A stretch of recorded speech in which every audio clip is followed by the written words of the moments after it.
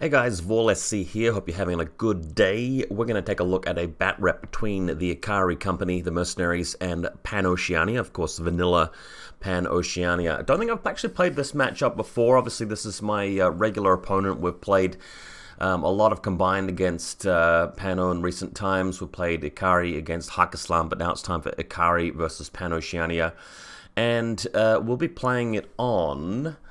what mission is this again? Deadly Dance. So if you have a tag in one of the quadrants that you're going to be going for, you get a bonus point. So tags are a little bit more likely.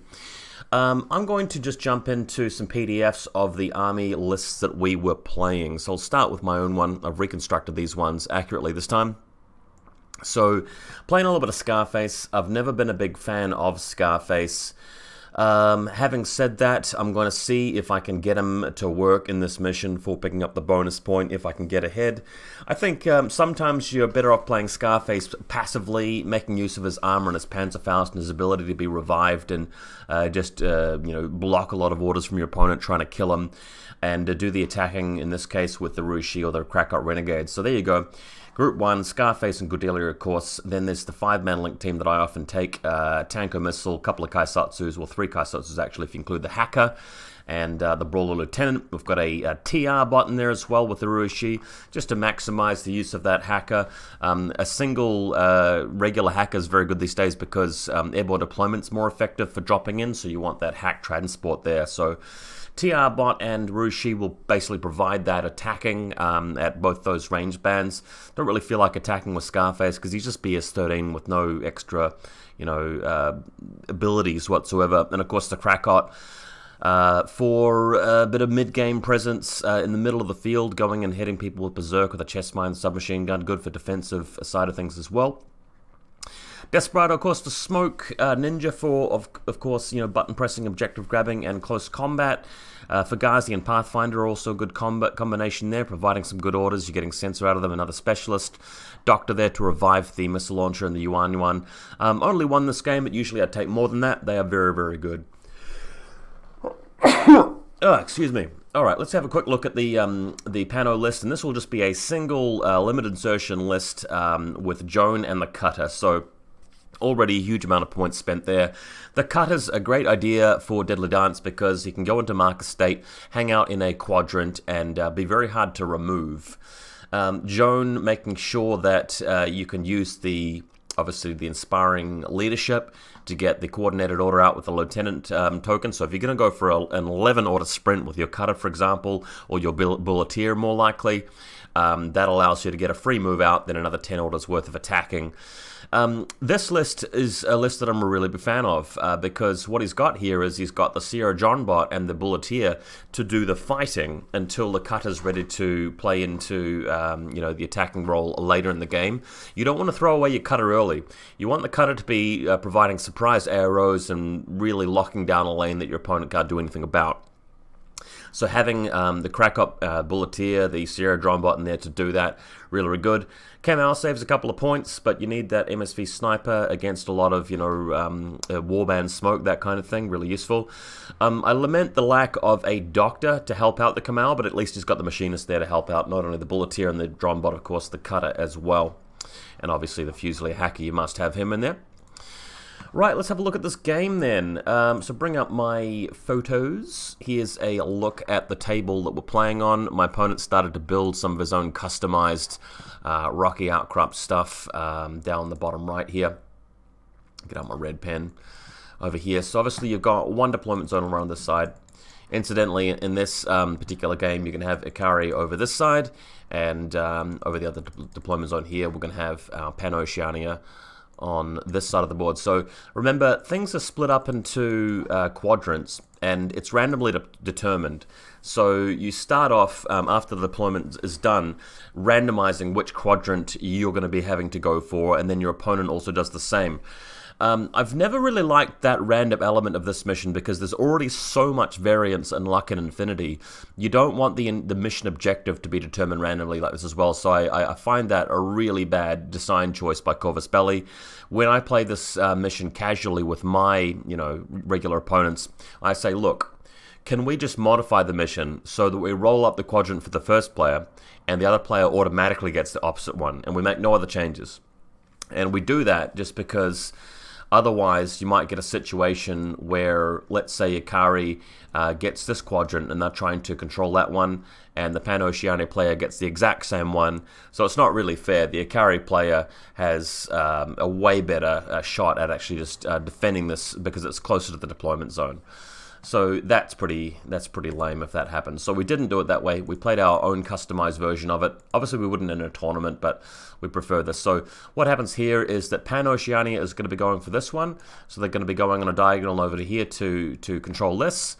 And iKari will have this one here. So the iKari guys will go over this direction to take that one. So we're both going sort of cross map over the other side of the table equator, so to speak. This is a bit of a shot of where I'll be deploying here. Got a nice truck here in the central building to set up the link team on. My opponent, less availability for troops here unless they can go prone behind this hill. But remember, he's playing a limited insertion list, so deployment shouldn't be that hard. Taking a hidden deployment photo of my ninja location right in the center of the table. He's going to either be able to move out here to this zone if we roll that zone, or over here, or any direction really, just to add his points to whatever zone needs to be taken. Now, I decided to take the deployment zone because I wanted to force my opponent into a difficult decision about whether to go first or second. He did ultimately decide to go first, and I think he did that because you get more mileage out of a limited insertion list if you can benefit from that alpha strike. Whereas if you're going second, you miss out on the ability to deny your opponent that command token that removes 2 orders from you. So alpha striking with limited insertion list can be really, really good. Let's have a look through his deployment since he's going first. So the Kamau on the extreme right-hand flank, he is exposed there, but he's got first turn so he can move up into a better position. We've got a Krakot who has rolled up the total immunity and dogged metachemistry. Bulleteer right here. There's a hacker nearby to him as well. There's the TR bot in the distance. Got the Warcore up here. He's staying prone. Normally you'd use the Warcore for the ARO flash pulse, but he's a regular order, not an irregular order, so you need his order in the pool. Engineer back behind here to help out the TR bot and probably the cutter somewhere around those parts also. If you think your opponent's got a cutter and hidden deployment, and in this case it's extremely painfully obvious mathematically, you should probably predict that the cutter's going to be nearby to where the engineer is set up, because it's not like your opponent's going to put him somewhere way over the other side where he can't benefit from the engineer, because it's just too important to have that. So you guys can see the layout here. Obviously there's the engineer, TR bot, and so on, so I think we know where everything is. The tech B in the extreme left-hand flank. Now, over to me. So this is my left-hand side. I've got the Desperado here, my TR bot, and then Cordelia prone right next to the TR bot. I believe that you have to deploy Cordelia separately to the Scarface. I don't believe it's a matter of putting them both down together because they're not synced or anything like that. Correct me if I'm wrong. Central link teams. So here we are. There's the Lieutenant Brawler. We've got the hacker down further here next to the Rishi and the flash bolt. Sorry, the sensor bot. The missile launcher, of course, is not prone because he wants to fire his missiles. Doctor nearby to help him out. Then we've got the regular Kaisotsu here, and I believe the forward observer guy further up the field. That's about as far as they can deploy up. You can see the link team position in the distance. We just had a look at that. Then there's a flashball spot on the right, a Krakot Renegade over here who picks up climbing plus, and my HVT on the extreme right-hand flank. Another top-down view of the link team position, just in case you missed anything. So my opponent, of course, playing Joan of Arc. That's his reserve trooper. He's already put the cutter in hidden deployment during his initial deployment phase. So there she goes. My reserve, of course, is a Scarface. At this point, we decide to pick data trackers. Now, my data tracker is going to be the Doctor, because the Doctor's just going to be hanging out in total cover for the whole game, so hopefully can survive. Remember, you pick up an additional 2 objective points if you kill the enemy's data tracker, so that's fine. Now, this mission says that you get a free additional irregular order for your data tracker only. So the good thing about this is that the Doctor can actually go over and revive the missile launcher after he inevitably takes some hits, effectively for free with that that data tracker order. So that's why I've chosen the Doctor. My opponent picks Joan of Arc, which is a little bit like putting all of your eggs in one basket, but she is the most durable of the models on the field, and you can't choose the cutter considering it's in hidden deployment. So also gives Joan a free order as well to mobilize. Alright, so my opponent's starting this with, I think, 9 regular orders, because the cut has disappeared. So, first one, putting the assisted fire onto the Bulleteer to get moving with them. Then he's moving up, so you can sort of see that he's moved up into this location here. He's going to be coming around here, and he's going to be contending with the missile launcher. You can't see him yet because there's a lot of total cover in the way at the moment, but eventually he's going to be going up against this total reaction bot here, and the sensor bot in the distance, and then probably firing at the Tanko and the Link team later on. So here he comes, moves right around here to coming up against the TR bot. Now, it must be said that if my opponent gets really unlucky here and the iKari TR bot rolls a crit, then he's wasted an assisted fire, he's wasted a good two orders of movement. He can't really revive the Bulleteer because the engineer is too far away, and this first turn is a complete flop. So it is risky what he's doing here, but Bulleteer definitely has, you know, much better odds at hitting the TR bot. In fact, I might just bring up the dice calculator since a lot of people really enjoy this. So we're going to take a Bulleteer just to sort of see what the likelihood of something like this is. So where's the Bulleteer? And he's got a Spitfire. The range band is correct. And he does enjoy cover, of course. I guess we'll give him an additional +3 modifier because of assisted fire. Whereas on, we'll just call it a Yuching remote because it's exactly the same. So we're going to go to remotes. This is a waving, no, it's a Husong. And it's HMG. The range band is correct. He does have cover.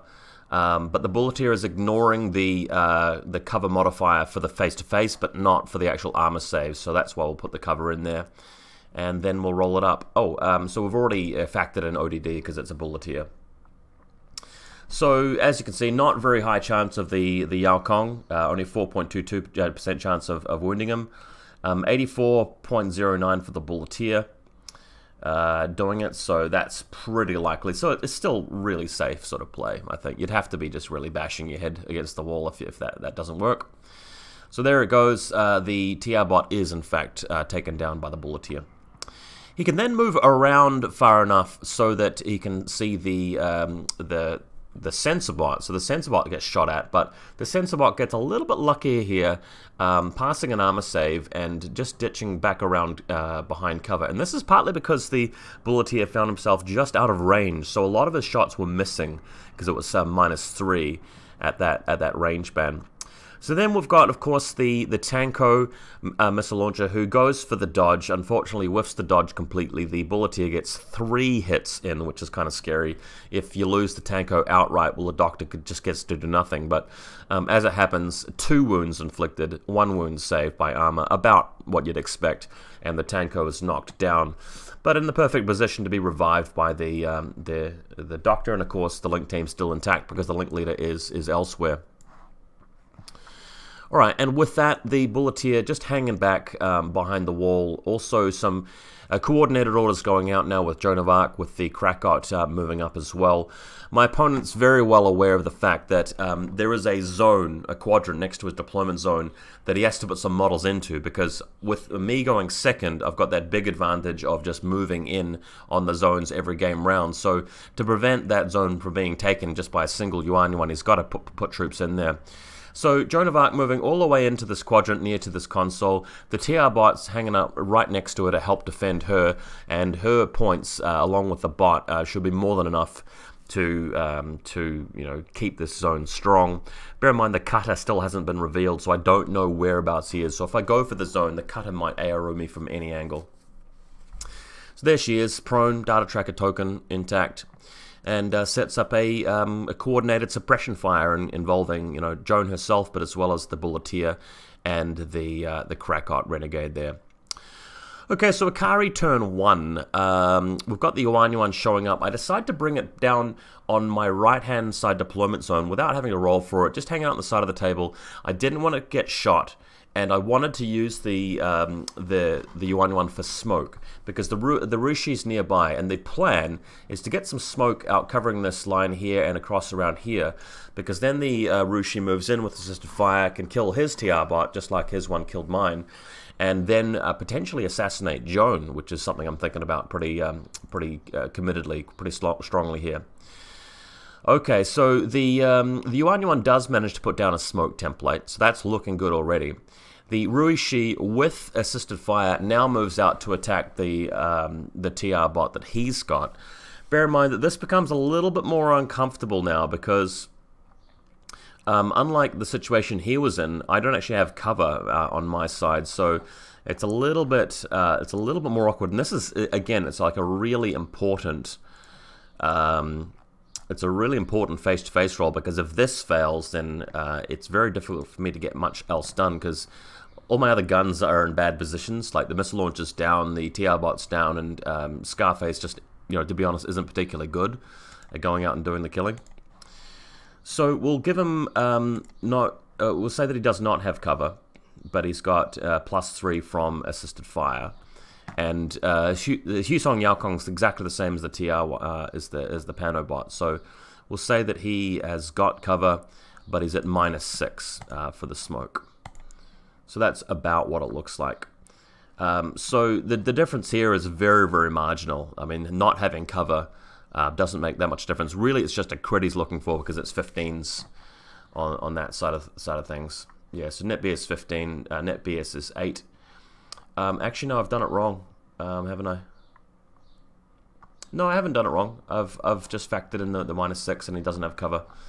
That's about right. Okay.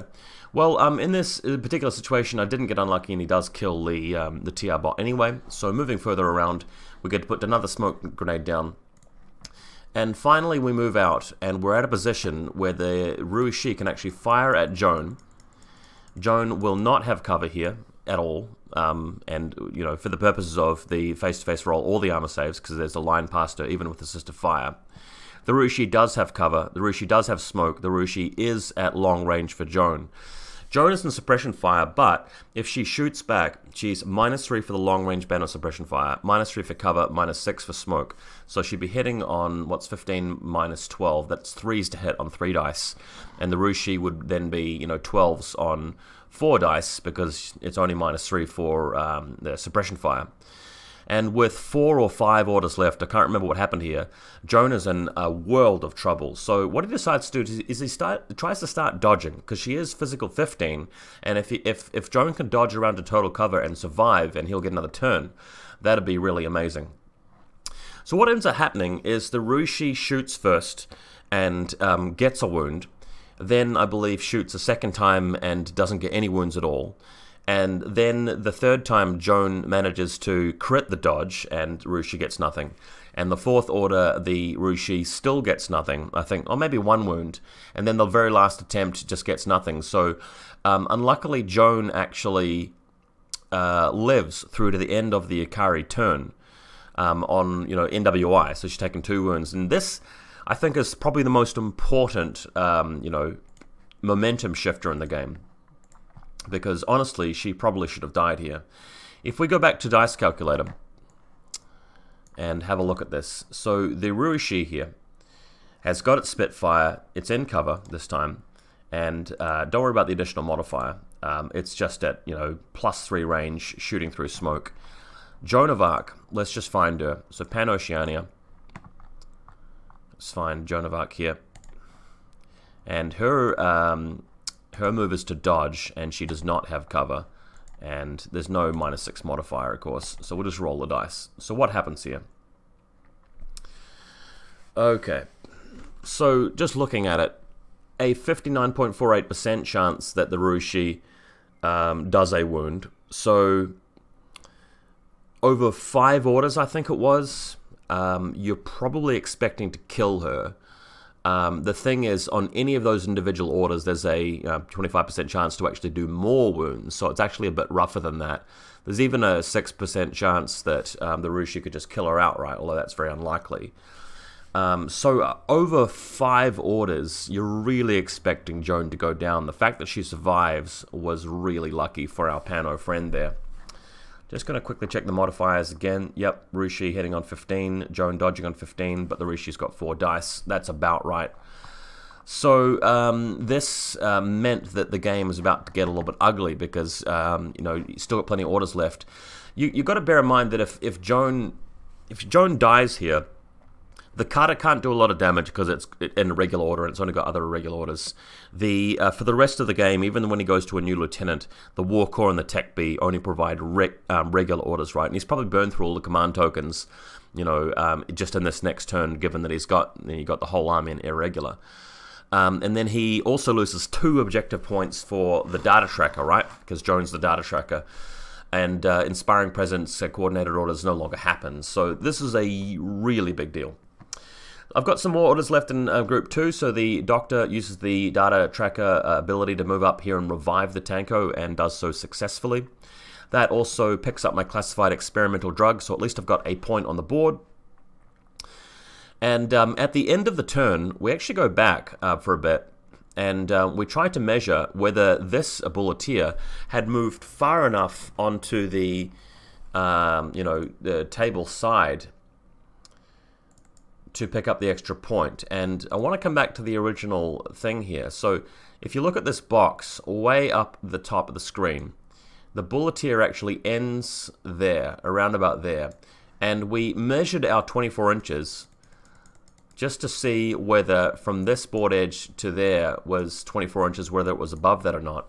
And although we spent a good 5 or 10 minutes getting out the tape measures and working it out, to the best of our ability, just eyeballing it, we honestly couldn't see which side of the table edge the bulleteer had incidentally been deployed on, because it was that close. Like, I literally, you know, even with my skill at looking at, you know, distances and judging measurements like that and using the tape measure, it was just exactly on the table edge. So we decided to do a coin flip for it, and that went the way of Pano. So we ended up saying that, okay, the bulleteer was actually in this quadrant here. So he picks up an objective point. So things going pretty badly. As you saw, the Rushi had moved around all the way over to here, tried to shoot at Joan. Joan's still alive here. He's about to reveal a cutter from this side of the board and start wrecking me. I've got my classified, of course, but I've missed out on, obviously, killing Joan, and I've missed out on denying him a point here with my second turn. So interesting the way things worked out. Let's just go back to the game, though. So I'm just going to try and find my bearings on where everything is. There it is. So the cutter turns out to be here. So from this position, the cutter can start immediately shooting at Scarface. Scarface is over here and decides to dodge in this direction because that's going to get him into total cover. And luckily, since it's long distance, like beyond the 32 inches for the HMG, Scarface does actually manage to dodge out of the way. But of course, the cutter can now move through. All the smoke has gone away, and the cutter can actually fire at the Rushi quite easily. There's Scarface dodging out. So the Rushi does get hit by the cutter as he comes up on top of the high ground here, using his vaulting ability and blowing the Rushi up quite convincingly. He can also move into a position where he can see Cordelia, but again, getting a little bit lucky with the dodges. It is long range. Cordelia does have mimetism, and Cordelia dodging a little bit further outside of the line of sight as well. So just in case this was unclear, there's a line along here through to where the cutter's position is, but it goes past that wall here. So there's only a very thin lane that they have to avoid to get out of line of sight of the cutter. Of course, nothing's stopping him from moving around later to this position around here and then just shooting through here and killing me. So bad position to be if you're iKari, but again, I've banked a lot of my strategy on getting rid of Joan and assassinating his lieutenant. So there's the cutter moving around. You can see Joan bleeding everywhere over in the middle. We realized that as he was shooting at Cordelia, the Desperado had line of sight to the cutter as the cutter moved out. So Desperado throwing a smoke grenade over to Cordelia to make sure that she's completely safe for the rest of the turn. And this will allow me to move Cordelia to revive Scarface later on if he does shoot me. So that's important too. Okay, so there it is. You've got the cutter trying to move in to also take out the Yuan. He doesn't really want to have smoke hanging out here. He doesn't want the Yuan to have some way of coming over and killing Joan accidentally. The Yuan has rolled up +2 armor from his booty, and that works out to be just enough to barely scrape through and survive against the cutter shot, so he ducks back into cover. So with some coordinated moves now, the cutter is moving out along with Joan, and I believe his engineer and things as well. So she heroically moves over to cower behind the hill, prone to safety, where I will probably never get to kill her. Holding on to a lieutenant's order and her, data tracker goodness, and denying me all those objective points. He also has the chance to move in with his engineer and revive his TR bot because he's got plenty of orders to do everything with. So another, blow to the morale of the mercenaries. And then with some additional coordinated orders moving through. Lastly, Cutter does have plenty of time to get into position to fire at Scarface, and this is going to eventually kill him. But he decides to leave Scarface on unconscious mode just because he wanted to be able to do a couple of other things with his positioning. So Scarface is fully unconscious now. He decides not to shoot at him again to remove him, so Cordelia may have a chance to revive him. And then after moving out with the Krakot and the Bulleteer and the Cutter, everybody's going to go into a coordinated suppression fire just to completely shut me down as the opponent here. Coordinated fire when I have no real guns left or anything like that. And you can even see the Krakot moving up on top of the building. You've got the Kamau covering a nice little lane of fire through here too, right through that angle. So that's looking really, really good. Now, there's one thing you didn't count on, and that is the Ninja. Actually having hidden deployed exactly, one step up here on the staircase. So when he spends his very last order of the turn and command token to go into coordinated suppression fire, the Ninja reveals that he has line of sight to the cutter, and Kinematica gives him enough distance from the staircase to roll up and engage. So the Ninja passes the physical check, luckily, and gets placed next to the cutter in close combat. So that is one good thing going for me now, that he's really misplaced his cutter there. At a spot where feasibly I could have had a Ninja. He's really forgotten about it, and the Ninja now has a chance to take down the cutter and try to get me back into the game. Problem is, though, that the cutter is actually in the zone that he's trying to go for, and it's a tag, so if I don't kill the cutter, he's going to get loads of points. And when you pass and engage, your opponent can choose where to put your model. So the unfortunately, the Ninja is in line of sight of the Kamau, who can shoot into close combat and probably kill me, since the cutter has a good chance of tanking those hits. Alrighty. Now, it is iKari turn 2. So the Krakot Renegade, deciding to use his impetuous order, since he got climbing plus, it gives him 6 speed, moves over towards the TR bot. I figured I'd be just barely out of range for the chest mines, so as the TR bot goes for the dodge, believing I would be in range for the chest mines, fires his submachine gun and does manage to destroy the TR bot, but does unfortunately get shot at by the Kamau and the engineer, and I do lose the Krakot here. Yuan, impetuous, moving, throwing a smoke grenade down here, maybe possibly advancing towards the engineer later on. Cordelia, crawling towards Scarface. She is willpower 13, if I recall correctly. And if I can revive Scarface, the great thing about this position is that Scarface can carefully move around, shoot at his Krakot in suppression fire, maybe fire long range against his Kamau and possibly kill it, and then the Ninja can start killing the cutter, and suddenly, I can even up the game, because he would have lost a few really big pieces there, and I've still got a whole nother turn after this.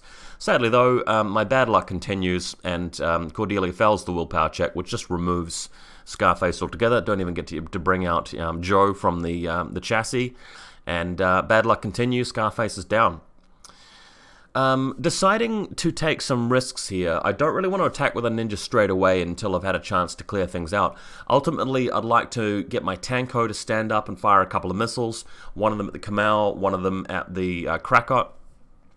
So taking a risk here with the Link team, moving the Brawler Lieutenant down to the edge of the staircase where it can fire long range at the Bulleteer, who's in suppression fire. The Bulleteer will have to, I believe, drop suppression fire long range. But of course the Brawler is firing at long range against cover and ODD, so not wonderful. Also, the Brawler's the Lieutenant, so if the Brawler dies, then I'm in Lost Lieutenant. I want to have another look at the dice calculator now, because this is quite an interesting one. Non-aligned armies, we're going to go and find a Brawler, and we're going to give it a rifle, and the range is actually a long range, and the link team is a 5-man link team, and for some reason I can't tick the cover box. What am I doing wrong?